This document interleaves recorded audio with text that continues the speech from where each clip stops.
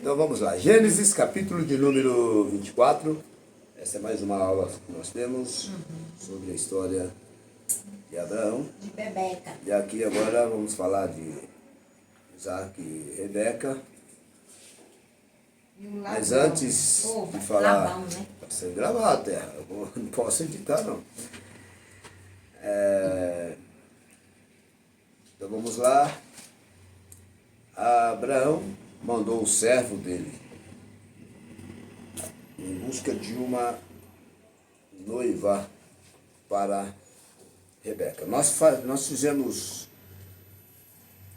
um paralelismo, lembram? Quem fez ou teve a figura do Espírito Santo? Segunda lição da lição da semana passada. Quem fez Que tava falando da... foi que teve, Abraão. Abraão? Não. Figura do Espírito Santo? Isaac? Aí você vai chegar lá, aí tem que ir direto, né? Então vamos lá, vocês gravem isso aí, porque vocês estão estudando para aprender. Abraão é tipologia de Deus, De Deus. certo?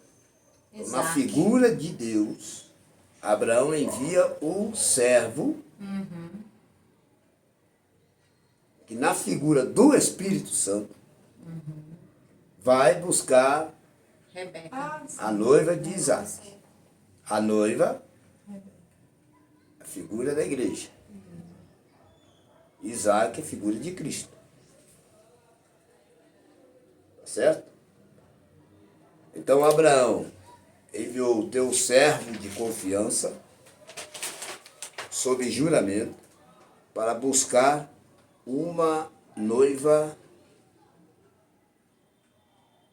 para seu filho Isaac. Ok? Isso é recapitulando o que nós havíamos lido na semana passada. Então, não foi apenas uma questão política o casamento de Isaac com Rebeca, mas também foi uma questão profética e cristocêntrica.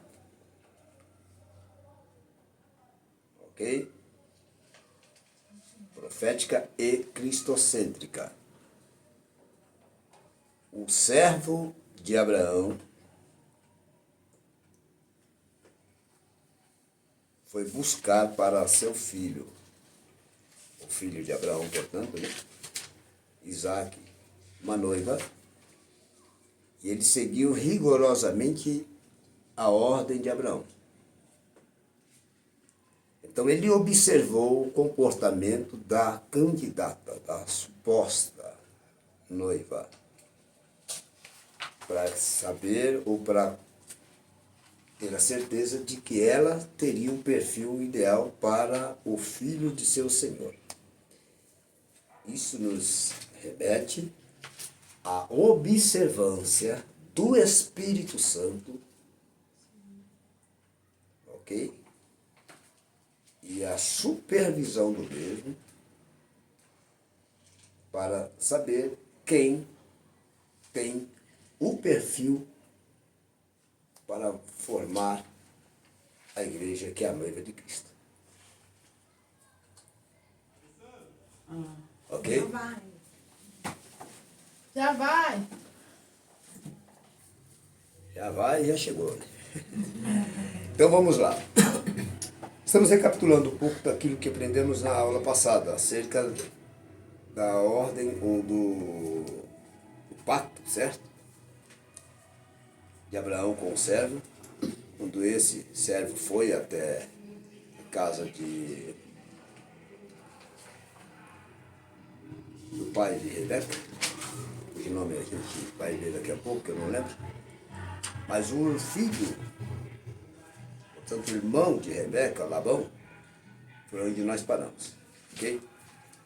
Mas até que chegássemos aqui, nós fizemos um paralelismo, lembra? A figura do servo, a figura de Abraão e a figura de Isaac. E aí eu estou retomando aqui, dizendo exatamente isso. Que assim como o servo de Abraão, ele era a tipologia do Espírito Santo, que foi buscar a noiva para Isaac, mas observou o comportamento, a disponibilidade, a espontaneidade, o esforço de Rebeca para saber se ela encaixava no perfil, a altura do servo, aliás, a altura do filho de Abraão, portanto. E aí tudo que ele observando ela fazer, ele foi ligando os pontos e viu que de fato ela tinha um perfil para ser noiva de Isaac. Assim, a figura desse servo, assim o Espírito Santo. Deus enviou o Espírito Santo. Jesus disse que ele subiria para que viesse o Espírito Santo. Então o Espírito Santo veio e ele está supervisionando o comportamento de cada um que, por hora, compõe o corpo da igreja, o corpo de Cristo. Ok? Então, de novo, quem define se faz parte do corpo de Cristo, a igreja de Cristo, não é o membro do corpo, ou seja, não sou eu. Quem define se eu faço parte do corpo de Cristo é o Espírito Santo. Por quê? Porque o Espírito Santo observa se o meu perfil de cristão encaixa no perfil da igreja ideal para Cristo. Porque este Espírito Santo vai vir buscar a noiva de Cristo. É o Espírito Santo que virá buscar. Então ele veio buscar e vai levar até o noivo. Por isso que no Bema, que é o tribunal de Cristo. O que é Bema? Tribunal. Nos ares haverá o encontro da igreja com Cristo nos ares. Então, o encontro da igreja com Cristo nos ares é, portanto, a confirmação deste encontro político de Rebeca com Isaac. O servo foi incumbido em buscar a noiva, trouxe a noiva até Isaac e observa que a partir daí ele sai de cena. O mesmo ocorrerá com o Espírito Santo. Quando o Espírito Santo levar a igreja no arrebatamento, ele sairá de cena. Ele não voltará mais à terra. E tá escrito aonde sobre isso aí? Em Apocalipse? Escrito o quê? Sobre O Espírito Santo a deixa na terra. volta, quando Jesus ia buscar a igreja dele. Está em Apocalipse, né? Primeira carta do apóstolo Paulo à igreja de Tessalônica, aos Tessalonicenses. Capítulo 4. Vamos ver? Primeira carta.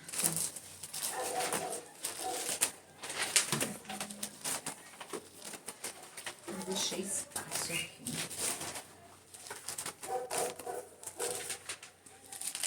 Quem encontrar, diga que encontrou. Quem não encontrar, se quiser eu posso esperar. Tessalonicenses? Primeira carta do apóstolo Paulo aos Tessalonicenses, capítulo 4, a partir do versículo 15. Vou ler para a gente ganhar um pouquinho de tempo, vocês vão procurando aí. A partir do versículo 15 do capítulo 4, de primeira carta aos Tessalonicenses, Paulo escreveu: Dizemos-vos isto pela palavra do Senhor, que nós, os que ficarmos vivos para a vinda do Senhor, não precederemos os que dormem. Pois o mesmo Senhor descerá do céu com grande brado, a voz do arcanjo, ao som da trombeta de Deus, e os que morreram em Cristo ressuscitarão primeiro. Depois, nós, os que ficarmos vivos, seremos arrebatados juntamente com eles. Com quem? Com os que foram ressuscitados, certo? Juntamente com eles nas nuvens. Olha o encontro. Para o encontro, olha aí, do Senhor aonde? Nos ares. E assim estaremos para sempre com o Senhor. Então o encontro da igreja será nos ares. A igreja não será arrebatada e levada para o céu. Não. Haverá um encontro nos ares. Nos ares. Isso aqui é igreja. Tá certo? Eu Então, vou subir, quem vai subir? O Espírito Santo pode garantir. Ou não. Depende do perfil de cada um de nós. Queremos, então devemos lutar para isso. Mas é a nossa esperança. Ok? Muito bem. Então, o que Paulo descreve aqui é quanto ao encontro. E nós estamos estudando sobre o encontro de Rebeca com Isaac. O Espírito Santo, no caso, o papel do jovem aqui, o servo, foi cumprir uma ordem. Ok? Ele cumpre a ordem e a ordem foi seguida à risca quando ele observou todos os detalhes. Ele fez uma oração, tá certo? E disse a Deus: Senhor, se eu, ao chegar ao poço, disser a mulher que ali chegar, dê-me de beber, e ela diga, bebas tu, e também darei aos camelos, esta será. Porque servir a ele seria quase que óbvio. Servir os camelos seria uma tarefa incomum. Ok? Um fator inusitado. Então, o que é que podemos aprender com a oração desse servo? É que dizer ser crente, isso é óbvio. Qualquer um pode dizer. Só que existem algumas coisas que o Espírito Santo vai observar em nós. Além de servir, o que nós fazemos? O que mais? Porque caso ela apenas servisse ao servo e não aos camelos, ela estaria fora dos planos. É, verdade. Chegaram? E detalhe, nós vimos depois que esse servo ele foi com mais alguns outros servos de Abraão. E ela serviu esses servos, serviu o servo, o chefe, né? E serviu aos camelos. Ou seja, ela encheu, foi uma observação que nós fizemos na leitura aqui, ela encheu, né, o bebedouro para os camelos saciarem suas sedes e certamente armazenarem como ele tem por hábito de fazer. Ok? Então, quando nós vemos o versículo 29, quando Rebeca chegou e seu irmão a avistou com aqueles pendentes e tal, ela correu para ver o moço, o servo de Abraão, que estava ainda no poço esperando ser chamado. Observe que ele não acompanhou Rebeca, ele continuou no poço esperando que fosse oficialmente convidado para entrar. Versículo 30. Pois quando viu o pendente, olha o Labão, Zoião, e as pulseiras nas mãos de sua irmã, e tendo ouvido as palavras de sua irmã Rebeca, que dizia, assim me falou o homem, foi Labão ter com ele, o qual estava em pé junto aos camelos, é certo? E junto à fonte. Ele disse, entra, bendito do Senhor, por que estás aí fora? Pois já preparei a casa e o lugar para os camelos. Mas quem garantiu que já estava preparado foi Rebeca. Portanto, esse cidadão aqui, ele simplesmente inventou. Então veio o homem à casa e descarregaram os camelos, trouxe-lhes palhas e forragem para os camelos, águas para lavar os pés. Lembram o que significa lavar os pés? Lembram? Sim. O que significa lavar os pés? Servir. Recepcionar. Recepcionar. Recepcionar. Recepcionar. E servir também. Vamos para a Bíblia no Novo Testamento? Não é? Não nesse contexto. Mas recepcionar mesmo. Recepcionar. Receber, Por isso, né? vamos ler aqui, quando Jesus disse aos discípulos, lembram? Jesus disse aos discípulos acerca do lavar os pés. Deixa eu ver se eu encontro aqui. Se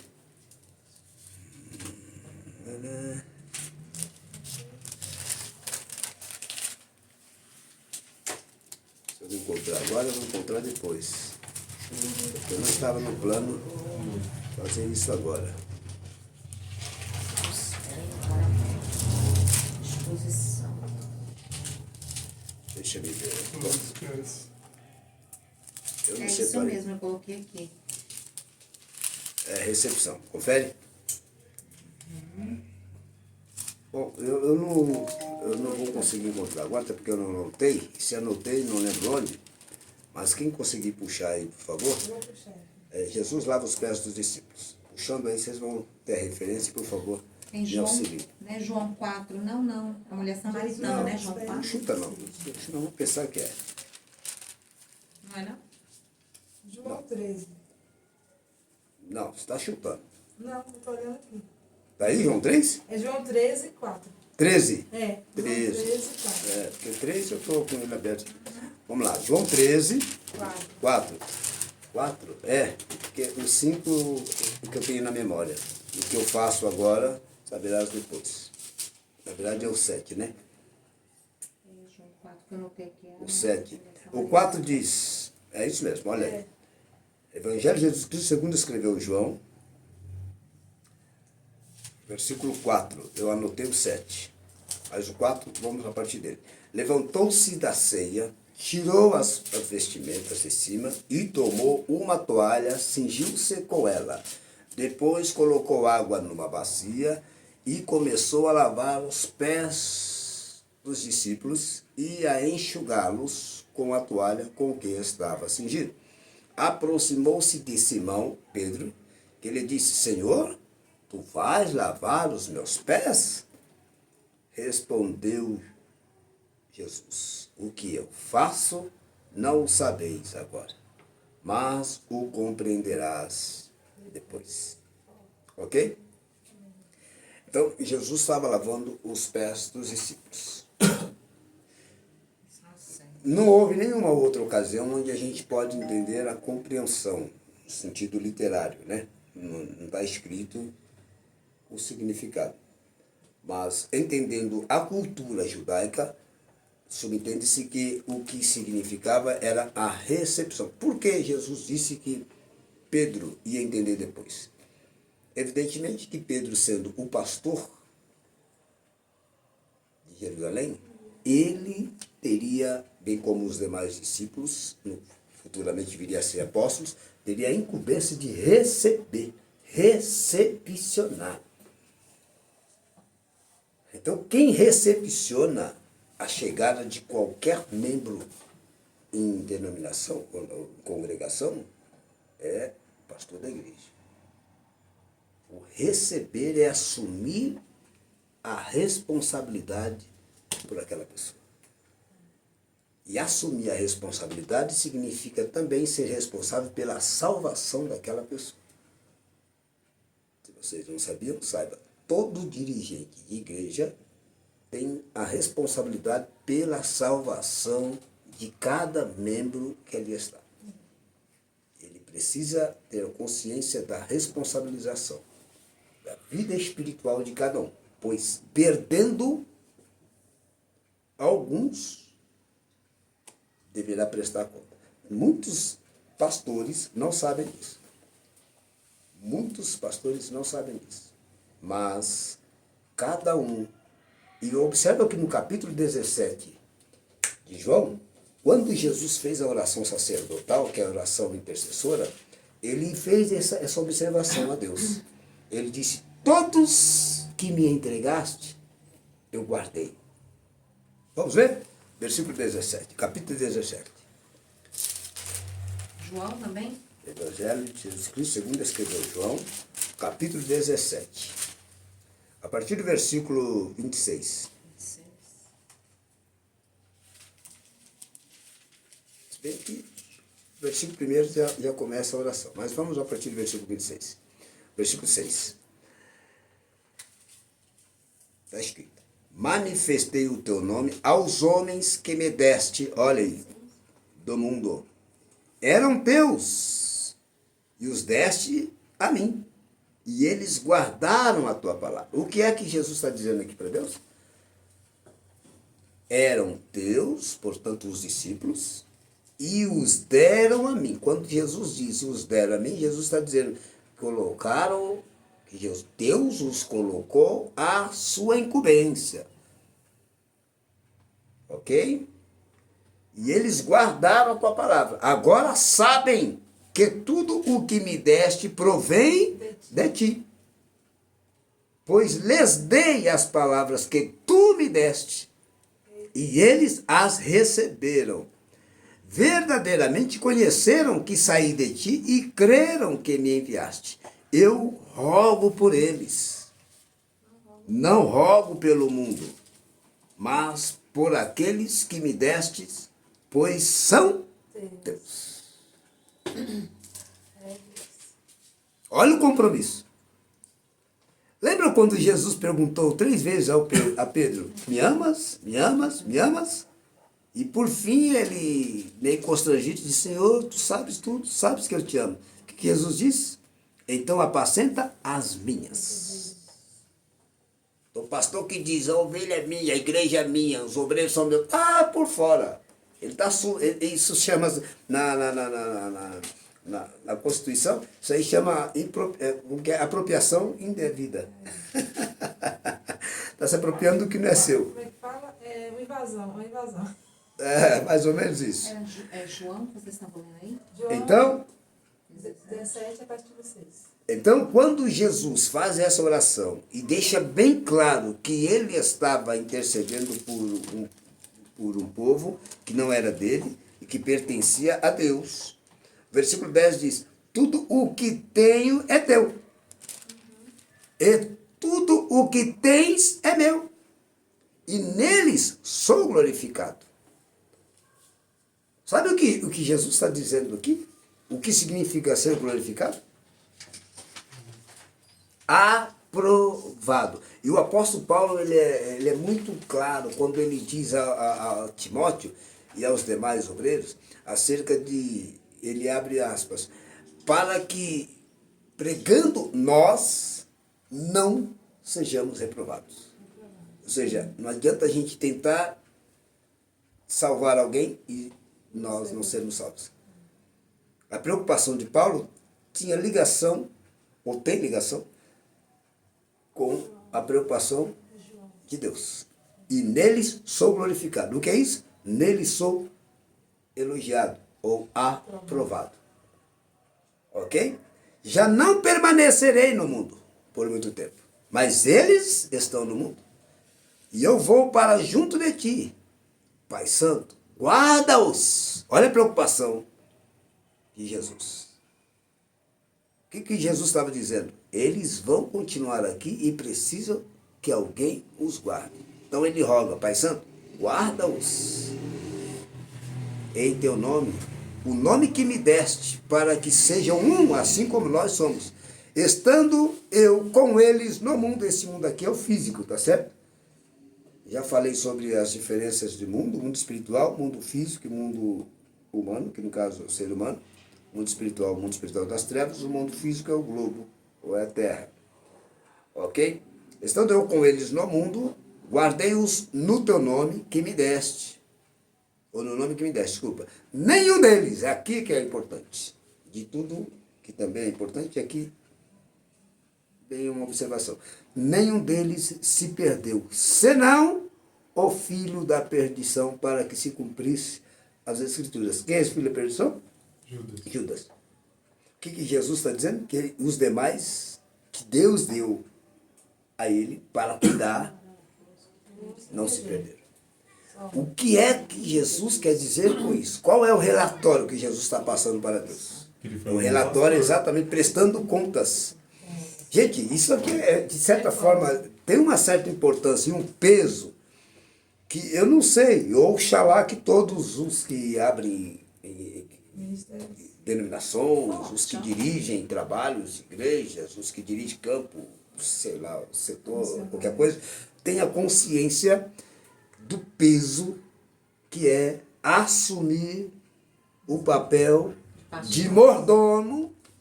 Este servo aqui, ele tinha o papel de mordomo. Ele era o mordomo de Abraão. Era o servo de confiança. Em outras palavras, o que é que Abraão fez quando Abraão incumbiu ele dessa grande responsabilidade? Abraão disse, em outras palavras, Abraão quis dizer para ele, você tem a minha confiança. Não traia a minha confiança.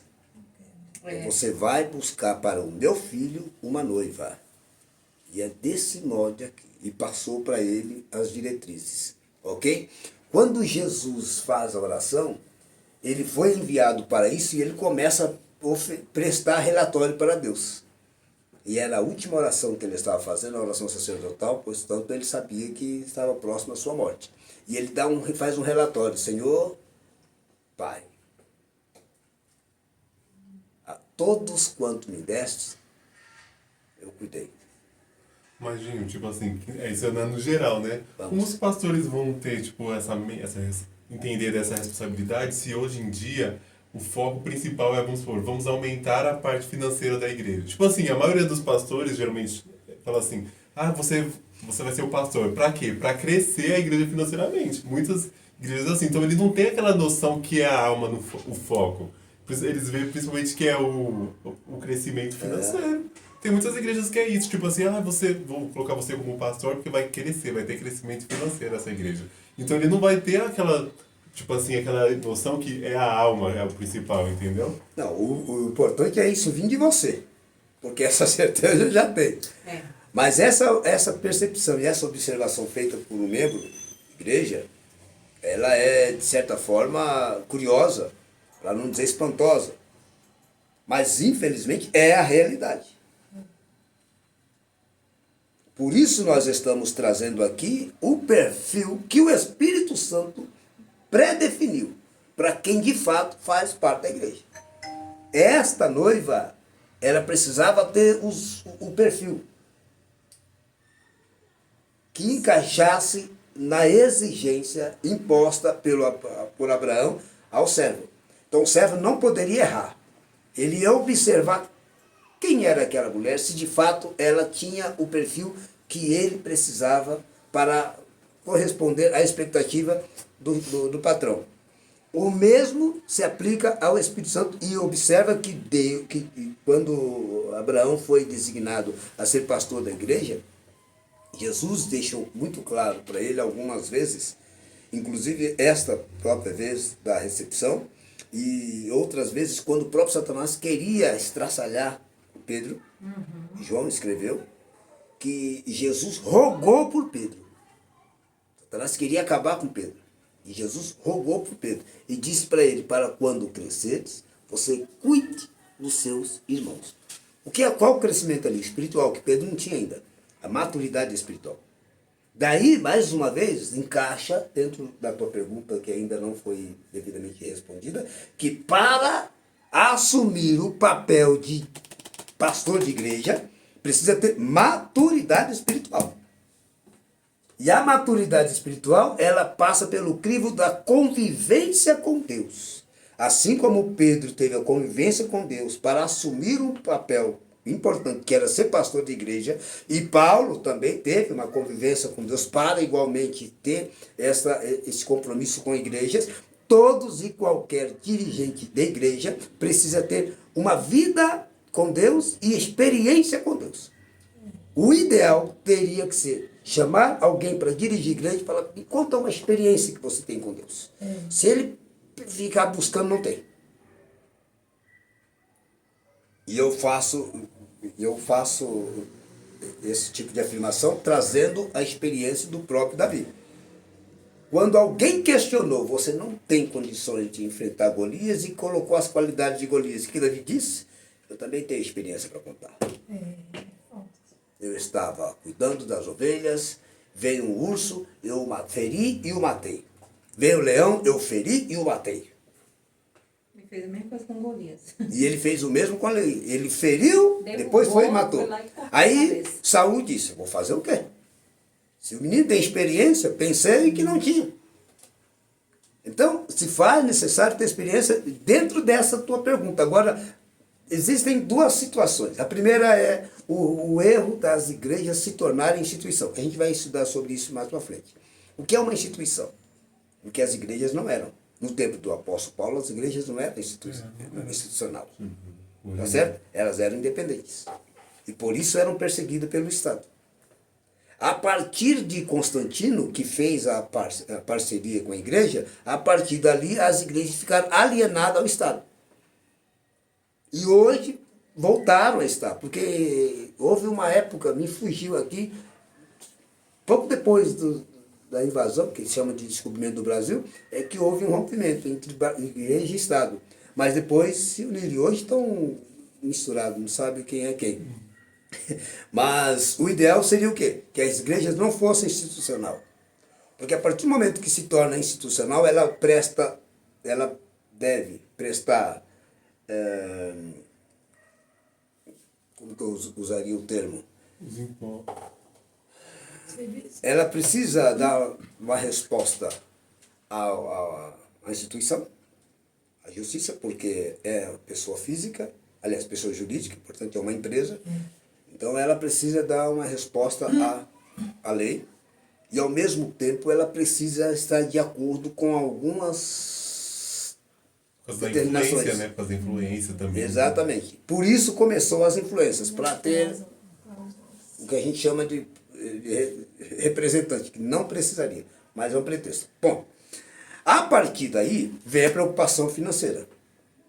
A preocupação financeira tirou a característica, o perfil de igreja. Tirou. É lamentável, mas é uma afirmação. Dentro da tua pergunta é isso. Então, quando eu de igreja, exatamente com essa condição. Todos, a maioria é assim agora. Essa condição. Alguns. Tem uns que sabem que é para isso, mas não é direto. Mas tem outros que eu te chamei porque eu sei que você é bom para puxar a oferta. Assim mesmo. Já vai direto. Você é bom para. Você é bom. O cara vai com aquilo e ele só foca nisso. Mas a preocupação não deveria ser esta. Qual seria a preocupação? Ele saber que ele vai prestar conta com Deus. Então, quando daí vem, se essa fosse a preocupação, quanto menos, eu não vou dizer que está certo ou que está errado, estou defendendo a instituição aqui. A presbiteriana, os templos são pequenos, a maioria. A presbiteriana, eles trabalham com um pouco número de membros, mas eles trabalham muito a cabeça daqueles membros. Eles têm mais foco porque tem menos gente. Então não tem aquela preocupação, povão, tem que encher, vamos crescer. Não.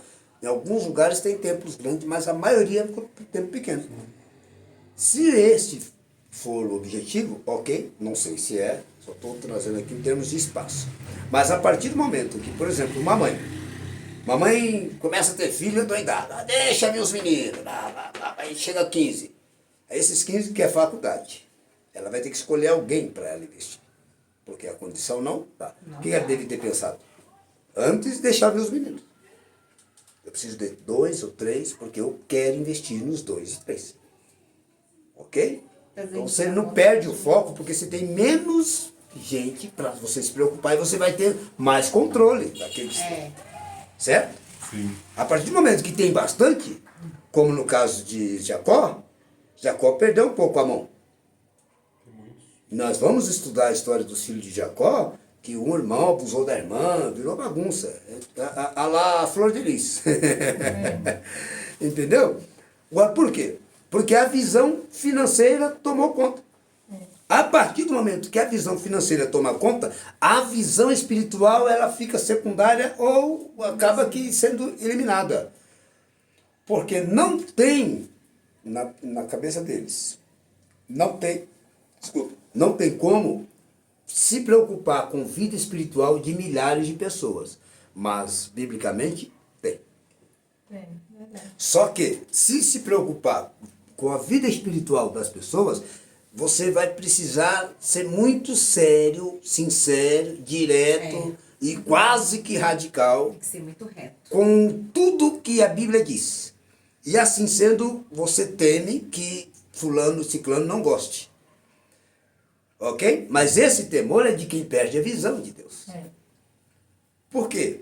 Porque foi com palavras diretas que o apóstolo Pedro pregando, quase 3.000 almas se converteram, depois quase 5.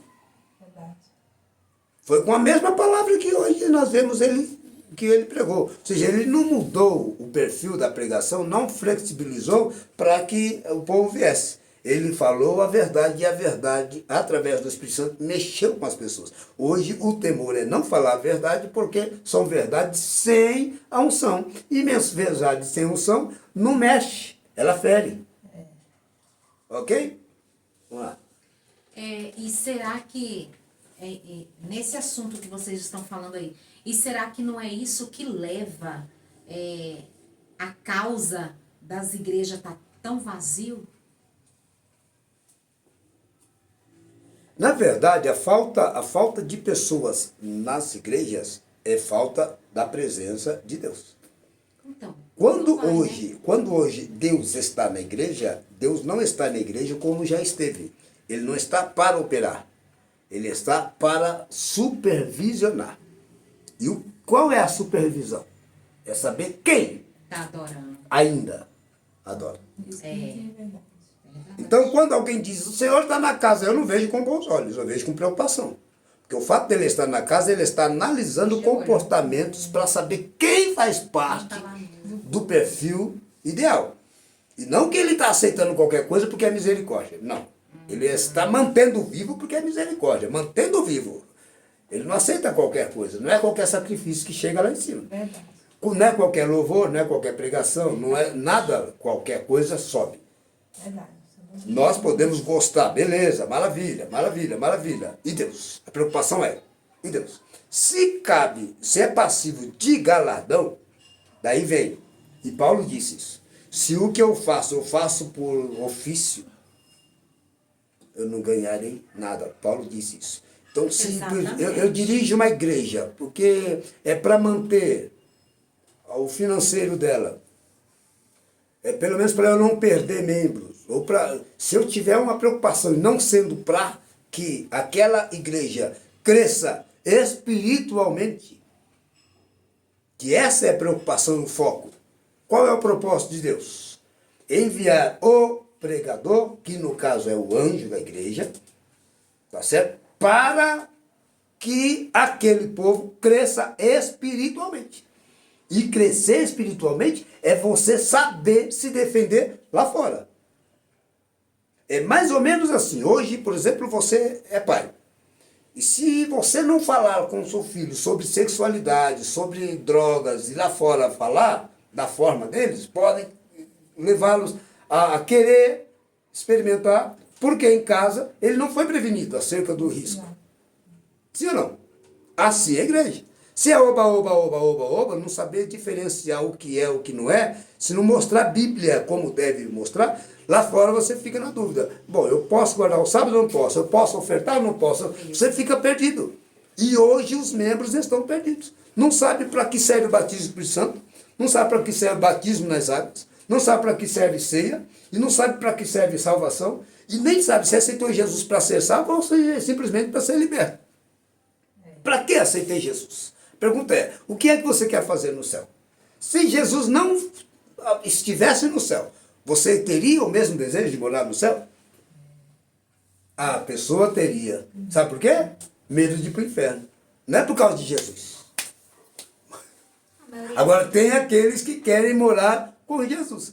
Aí se você explica que nem todos que serão salvos vão morar no céu, aí a pessoa não vai entender, porque não explicaram. Se a Bíblia diz que haverá um novo céu e uma nova terra, significa dizer que essa nova terra será habitada. Ou seja, nem todos morarão no céu. Alguns morarão na nova terra. Salvos, você está falando. Sim. A pergunta é, você quer morar na nova terra? Ah, não, eu quero ir para o céu. E por Mas quê? esse daí é pelo desejo da... Como vai ser essa divisão? Exatamente, essa divisão que cabe a Deus. Ah, Porque ele vai ver o nosso pensamento aqui na Terra, né? Ó, esse aqui queria morar comigo. Não, a salvação, o fato de ser salvo, ok. Agora, se vai morar na nova terra, vai morar no céu, o importante é você ser salvo. Então todo mundo, quem vai morar no céu? Eu. Mas e a nova terra? Vai ficar desabitada? Confere? O que importa? Ser salvo, ok? Esse é o primeiro passo. Agora, se você vai estar na nova terra, é maravilha, ué. Não haverá mar. Um novo céu e uma nova terra. E o mar já não existe. Agora, essas questões é importante saber? Porque se está na Bíblia, é importante que ensine. Mas não é o foco. Para quê? Para você sentir mais desejo de morar no céu. Então, quando eu prego para você sobre a salvação e mostrar o inferno, eu estou fazendo o quê? Amedrontando você. Verdade. E pior ainda, quando eu disser só existe 2 caminhos, eu estou intimidando você. Te deixo sem opção. Acho que eu intimido. E aí começa a falar que o inferno é isso, você passa e quer morar no céu, mas pelo que você aprendeu do que é o inferno, do que pelo que aprendeu o que é o céu. Verdade. Confere, não? Sim. Então, o que significa alimento espiritual? É isso que é o foco do Evangelho. Alimentar você espiritualmente. É uma pergunta que não precisam responder, ok? Mas se alguém perguntasse para você, você está alimentado espiritualmente o suficiente? Qual seria a resposta? Não.